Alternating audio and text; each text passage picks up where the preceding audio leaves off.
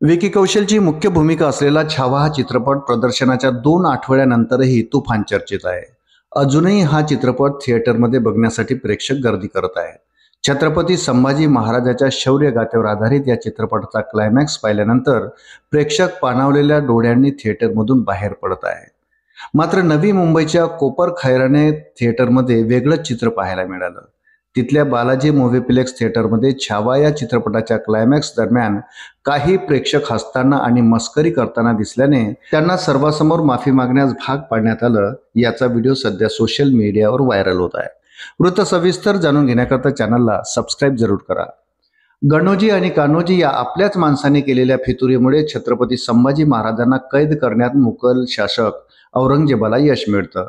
त्यानंतर त्याचा अतोनात छळ केला जातो. हाच सीन छावाच्या क्लायमॅक्समध्ये दाखवण्यात आला आहे. छत्रपती संभाजी महाराजांचा छळ पाहून प्रेक्षकांना अश्रू अनावर झाल्याशिवाय राहत नाही. मात्र याच सीन दरम्यान थिएटरमधील 5 जण हसताना आणि मस्करी करताना दिसले.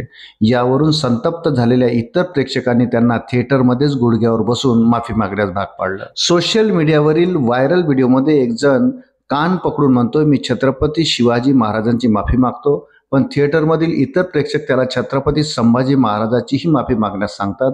त्यानंतर तो पुढे म्हणतो, छत्रपती संभाजी महाराजांच्या आयुष्यावर आधारित चित्रपट थिएटरमध्ये सुरू होता तेव्हा आम्ही हसलो आणि मस्करी केली, त्यामुळे आम्हाला माफी मागण्यास सांगितलं गेलंय. लक्ष्मण उत्तेकर छावा हा चित्रपट 14 फेब्रुवारी रोजी प्रदर्शित झाला.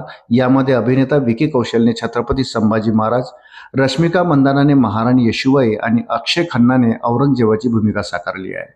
याशिवाय या चित्रपटात आशुतोष राणा, दिव्या दत्ता, संतोष जुवेकर, सुब्रत जोशी यांच्याही महत्त्वपूर्ण भूमिका आहेत. या चित्रपटाने आत्तापर्यंत कमाईचा 400 कोटींचा टप्पा पार केला आहे. प्रेक्षक समीक्षकांकडून या चित्रपटाला सकारात्मक प्रतिसाद मिळत आहे.